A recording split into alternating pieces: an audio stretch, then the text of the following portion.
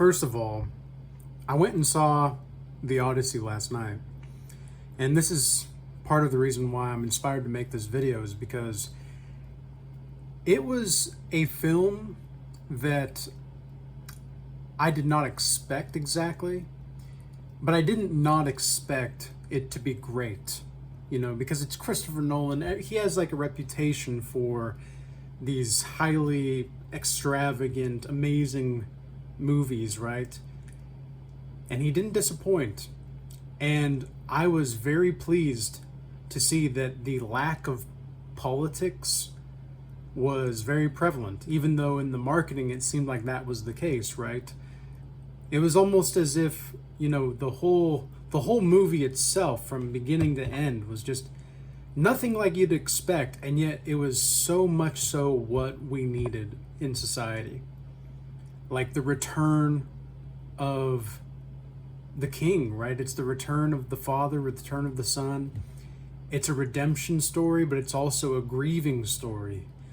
And when you are filled with emotions as a human being, when you are filled with just all of the energy that you could possibly feel, you allow yourself to feel things, because so many people don't allow themselves to feel anything unless they feel like it's not going to actually be real or true for them. So they feel things, but only when it comes to what they think is actually not real. So they like trick themselves into feeling it. But when you feel things, you're just being who you are. Your energy is going to be so raw and so real and so surreal that it's going to hardly be able to be digested by the people around you. And when you are on the spiritual path, and what that means is you're just aiming to be the best self that you can be. You're normalizing being godlike to the point in which godliness is just part of who you are now. It's no longer like this mythical thing outside of you. It's no longer the idea of whatever you're supposed to think about as godly outside of you. It just is you. And you actually become quite ordinary. It's actually ordinary for you to be extraordinary, as long as you are being who you are, which, to be completely authentic, is very, what's the term? There's I don't know why this term is coming to mind, precipitous. There's a precipitous juxtaposition that aligns with you in the spirit of the time whenever you're being authentic. Because in some ways, your authenticity is just your natural bridge of your unconscious mind to your conscious mind expressing itself, because you have a good relationship with your unconscious mind, so much so that you can actually express yourself. And this is exactly what we see in the Odyssey. We see, I mean, I'm not giving anything away because people know the story, but I won't give like certain details because there were a few surprises. Like, what I really liked about the Odyssey was Christopher Nolan's vision for it, was that it was very digestible, and yet very, obviously it was the Odyssey, right? Like, you're going on an adventure from beginning to end, and the way the whole thing's set up, you're set up, you're starting at the end, basically. You're starting at the end, and you know how Christopher Nolan is with time. And this is I didn't realize how much I had in common with Christopher Nolan up until I did more research on his work following reviewing the Odyssey last night, and just watching it, of course. But I was really watching it not only for entertainment, but because I wanted to see, is this really where, are we really heading toward a more politically corrupt viewpoint? And that was not the case at all. When it came to this movie, it was not political really at all. It was just a great story. And yeah, I mean, I don't agree with the way that the ancient Greeks were dressed, or some of the fighting scenes were cool. They were really great, but yeah, you know, some of the outfits weren't quite, true to the history, but I don't think it really mattered. You know, the details like that, they were cool. Don't get me wrong; like it was very cool, but it wasn't accurate, and it didn't really matter for me though because it was just such a great story, and the whole telling of the story and the loyalty from Penelope, like all of these things were conglomerated and yet not conglomerated at all. They all had, like, even there was a dog, you know, it was a good story of a loyal dog as well, who didn't wait to die until, like, or he waited to die until Odysseus came home, right? And that's also in the story of the Odyssey. And it's like the rare energy of Odysseus. I mean, can you imagine embodying the energy of Odysseus? Because Odysseus, when he comes back and he finds out, you know, who's loyal and who's not, you know, and he's like undercover. It's such a great, like, there's so many little nuggets of wisdom in there where, like, for example, he said homecomings are not always going to be easy things, you know, and sometimes people will welcome you just to stab you in the back, right? And be mindful of this, you know, be mindful of praise.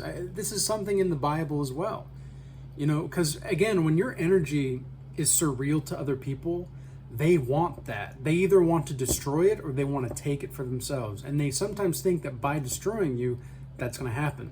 That's exactly what happens in the movie The Odyssey.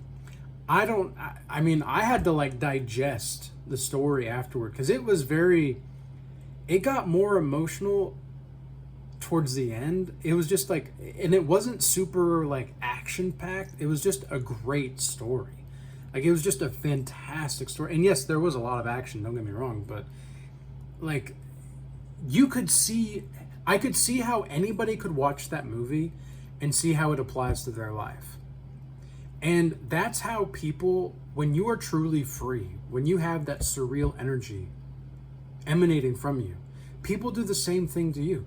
They almost like project their own story onto you. Like, if you're a silent person, you're not necessarily trying to be silent.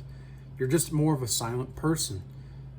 You don't really feel the need to talk much.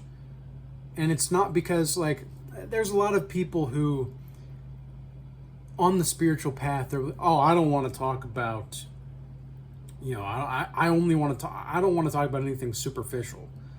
I only want to talk about deep things, or whatever the case is, right? They don't want to ask people how they're doing. You know, they don't want to talk about the weather or whatnot. And it's like, well, why not? You know, why not ask people how they're doing? Why not talk about the weather? It's a happening. It's actually true. Like, our experience of it is true. So why not talk about it? Oh, well, because it's just everybody talks about that. Well, yeah, but you're part of everybody. You know, that's another thing about your surreal energy, is that you start to let go of these expectations of what great energy is supposed to look like. And that's exactly what happened to Odysseus, right? Odysseus, and the way that it's told in the story, right? Where Odysseus realizes that he broke Zeus's law. That's what they call it in the movie. And essentially, Zeus's law is the law of Jesus Christ, where he said, or the commandment of Jesus Christ when he says, do unto others as you would have them do unto you. That's Zeus's law. You know, treat your neighbors, treat your guests as yourself. You know, love your neighbors as yourself. That's basically Zeus's law. And so what happened is that they realize, like, Odysseus realizes that he, by his own trickery, he took what was sacred and destroyed it. And it was so apt, by the way, that the transgender playing in the movie, which was not Achilles, by the way. I don't know why people thought that that was the case. That was not the case. She, he, whatever you want to call transgender. He would prefer he. But again, you know, whatever. I'm not here to debate politics, but there is some truth to like the way in which, you know, because he is met by Odysseus in Hades, the underworld, and what happens is that, you know, the character says, the transgender who plays this character says, you lied to me, you know, you made me believe a lie and I died for that lie. And then Odysseus is basically like, well, yeah, but you needed to die for the lie in order for them to believe and we could win the war. And then in that moment, Odysseus like realizes that he took that which was sacred and just pooped on it, you know, because it was supposed to be an offering. The Trojan horse was an offering to Poseidon, allegedly, right?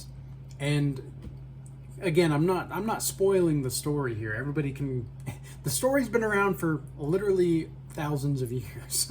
So you can read the story. It's not exactly how it went down in the book, but it's very accurate and astute to the actual cadence of the story. And I mean, it was one of those movies where you walk out and you rethink your life. You know, because it's my last day of my 20s today. I'm 29 for today, and I'll be 30 tomorrow. Now, I know age is just a construct, but after watching that movie yesterday, and I kind of just had this, my own, you know, coming of age realization where it was just like, wow, you know, I'm going to be 30. Like, this is crazy. But at the same time, I know that it's an illusion. I know that age is a construct, but I know that the attachment to the body is also a great, it's an identity, right? And it's an identity that is part of the letting go process.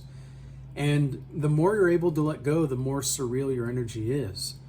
I mean, I've had people project who they think that I'm supposed to be onto me for so long in so many different ways that it doesn't really ever even bother me anymore, simply because I can see through it, and I know what's true in my own experience, and I know that I'm capable of being fallible, but I do everything that I can to ensure that I give you guys the best of the best. Like, I want to give you guys great information in a way you've never heard before.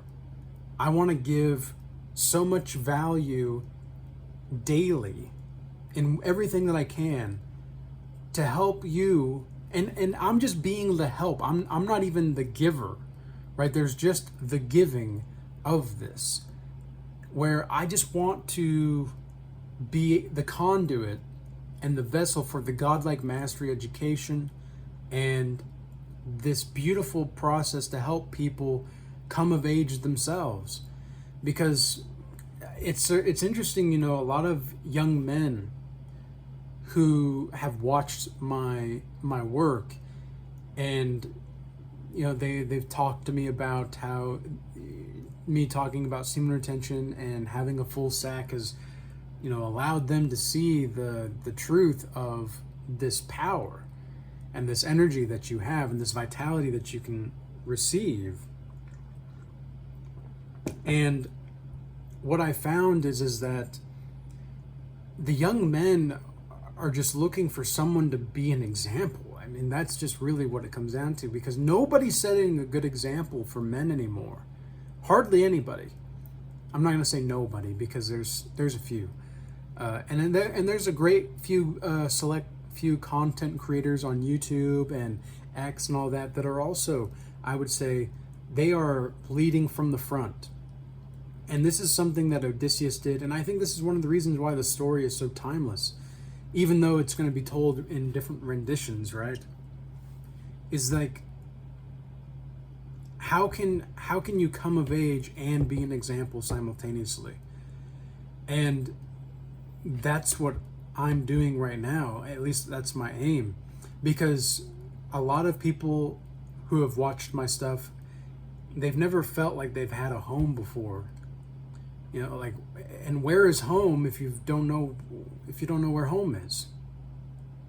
If you have no idea where home is, well, where would it be? It's like you're lost. And like Odysseus loses his way. You know, at one point, and he loses years of his life trying to get back to his family, but also, you know, nerve-wracked for what he's going to find. And this is why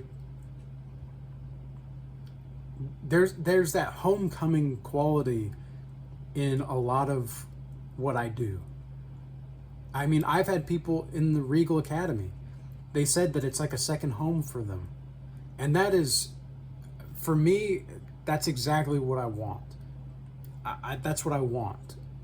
I want people to feel like they can be at home and still learn things and still grow to get, like, I want this to be a place digitally and psychophysiologically and, you know, eventually physically, where we can just grow together, we can be together, we can trust one another, we can just trust people at their word, because otherwise, because if you say you're going to do something and you don't, that means I cannot trust you. At least if you say you're going to do something and you do it, but you maybe don't do it the best way, at least I can trust you still. At least I can see. It's just people are too complex nowadays. And this is another theme of the Odyssey, like so many betrayals.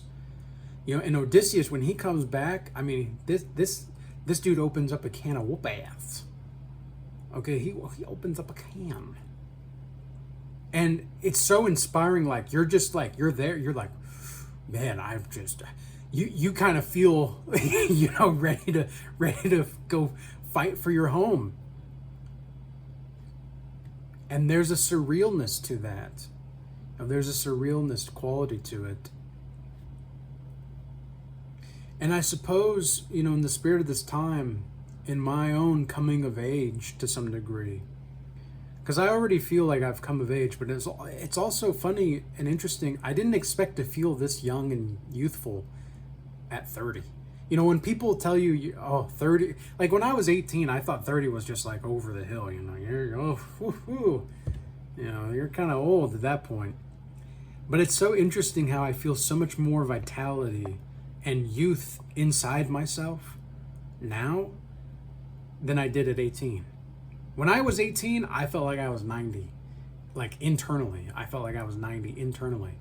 Externally, I was very youthful and physically active, of course, but inside I felt very young. Or, excuse me, very old, even though I was very young physically. And now, it's like I truly feel more timeless. And I'm on a timeline heading into timelessness. I'm on a low cost, high value timeline heading into timelessness, so much so that I myself am even perplexed at my own, I guess really my own trust in myself. Like, I completely trust myself. Wow. I don't know. It just, it may sound silly. That may sound silly to some people, but I'm in a very reflective mood, especially after watching the Odyssey, because it really just, yeah, man, it was one of those movies where you're just like, holy jeez Louise. You know, what am I doing with my life? You know, what am I trying to get back to? What am I aiming to do? And of course, there's really nowhere to go, right? That's the juxtaposition and the paradox of truth, is you still think that there's somewhere to go, as that's part of the illusion. But in many other ways, I mean, you still exist on this plane of consciousness to some degree. And so what do you want to do with your time? You know, because that's something in this incarnation you're not going to get back. Now, whether you believe in reincarnation or not, it's just simply the case that in this form of the soul of existence expressing itself, energy is going to be like, energy is unlimited and limitless, but the way I can express it in this form is limited. And there's oh gosh, there were so many great things about the Odyssey. This might as well be a freaking Odyssey review. Because there's just so many parallels between the topic.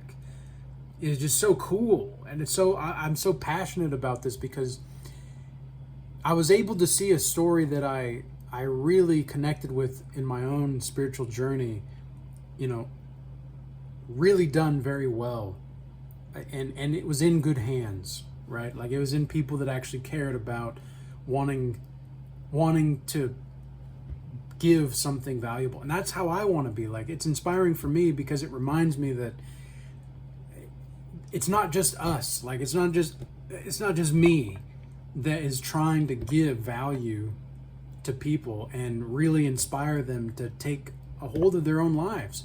So many people just want the surface level shit. They just want to feel like they've done the work even though they haven't. I've worked with so many different types of people, and it's only the people that are willing to face the adversity, even if it's uncomfortable, right? Like Odysseus, he was ready to face the adversity, but like there was so much pain in there. And finally he had to let go of control. You know, he had to let go of all of the control. He just built a raft and just let Poseidon take him home. Like that was the trust. Like he just had to trust and let go. And then he ended up getting home, you know, by grace, you could say, right? Nonetheless, this is all just very surreal. The energy's been very surreal lately, and I feel as though if you're connecting with this video and you're resonating with it, then your energy's been super surreal too. Like your rare energy has been so surreal for people. Like they don't even know how to handle it because it's just like, what? You know, they don't know how to handle it. And in some ways, you know, I'm just kind of reflecting because, yeah, like I said, I'm just in a reflective mood. I'm not like brooding or looking back at the past. I'm just like, how can I learn from that? How can I learn from this? You know, what exactly do I want to be doing with the time that I do have left? You know, I'm still getting started, you know. 30 I still feel like I'm just getting started. Like I've only set the foundation for what's to come. For Godlike Mastery, the Regal Academy, my YouTube channels, the Regal Change, as well as the Regal Shaman now. I'm just getting started. I've only written one book so far as well, the book of Oldishness. And I'm in the middle of writing another book, and I already have multiple ideas for other books. So like the journey has just begun. My own Odyssey has just begun in some ways. And yet, simultaneously, I know where I'm already going to be. So, with that being said, peace be with you all. Be blessed. Until next time.